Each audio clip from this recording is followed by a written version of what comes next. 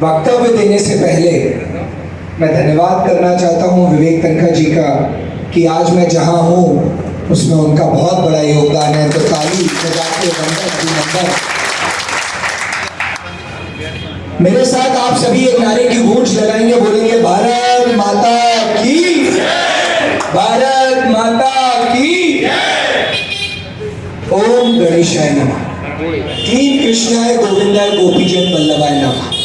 व्यक्ति की सोच, व्यक्ति की विचारधारणा ही उसे आगे बढ़ाती है। कुछ कहने से पहले मैं ये कहना चाहूंगा आपसे कि ये जो समय है बड़ा विपरीत समय है। जो भाजपा वाले हैं ये बात करते हैं राम राज की, इनके काम है रावण राज के। अगर राम राज के काम होते तो ये कभी जाति को जाति में नहीं बांटते। अगर इनके राम राज के काम होते तो ये धर्म को धर्म में नहीं बांटते। और ये मेरा निवेदन है, ये यूथ को जाके कहना पड़ेगा और बात करनी पड़ेगी कि राम राज में अगर प्रभु राम ने राज चलाया तो उन्होंने एक धागे में, एक माला में सभी वर्ग को, सभी जातियों को पिरोया और साथ में लेके चलने का काम किया। तभी अयोध्या को अयोध्या कहा गया और राम राज को राम राज कहा गया। एक कहानी है, मेरा प्रयास रहता है जहां जाऊं एक भाव और भावना से उस कहानी को आपके बीच रखूं।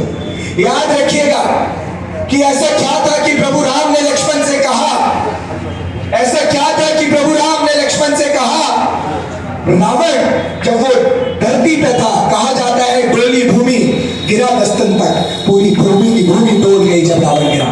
तो भगवान राम कहते हैं लक्ष्मण ने अंतिम बेला में कुछ सीख किया। तो जब लक्ष्मण जी जाते हैं तो वो कहते हैं रावण से कि मैं क्या सीखूं इस अंतिम बेला में, आप मुझे क्या सिखाना चाहते हैं। तो रावण कहते हैं कि आप मुझे ये बात बताना कि मैं ये युद्ध हारा क्यों, कि मैं ये युद्ध मैं हारा क्यों। कुल में सबसे बड़ा मैं, सेना सबसे बड़ी मेरी, मेरे बेटों ने इंद्र को पराजित किया, समय को मैंने बंदी बनाया, काल को मैंने बंदी बनाया, पर मैं ये युद्ध हारा क्यों। तो भगवान लक्ष्मण कहते हैं मुझे नहीं पता, आप बताओ। तो ये बात आप अपने घर तक लेके जाना। उन्होंने कहा कि राम चरित्रवान थे और मैं चरित्रहीन था, ये कारण था जिसकी वजह से मैं ये हारा। तो भाजपा चरित्रहीन है, ये दीमक है, एक दीमक की तरह इस देश को खा रही है, क्योंकि जब दीमक लगती है तो वो खत्म करके मानती है, कभी उन्नति नहीं करती। ये कहना पड़ेगा, ये पूछना पड़ेगा कि कहाँ है वो 2 करोड़ नौकरियां, कहाँ है वो 15 लाख अकाउंट में, कहाँ है वो किसान की एमएसपी। ये आपको पूछना पड़ेगा। अगर आप जिलों में नहीं गए, अगर आपने नहीं पूछा, तो जो मेरे भाई ने बात कहा कि पोलिंग बूथ पे जाके बताना पड़ेगा, ये सिर्फ जुमले हैं, ये सिर्फ झूठे वादे हैं जिसमें देश को बेचने का काम भाजपा ने किया। अरे राम के अनुयायी नहीं, ये रावण के अनुयायी है। राम के होते तो करके दिखाते, राम के होते तो चरित्र पे चल के दिखाते। इन लोगों ने देश को खत्म किया है, देश को बांटा है और हम सबके बीच में ये जहर बोया है जिसमें जाति में हम बटे, जिसके अंदर धर्म में हम बटे।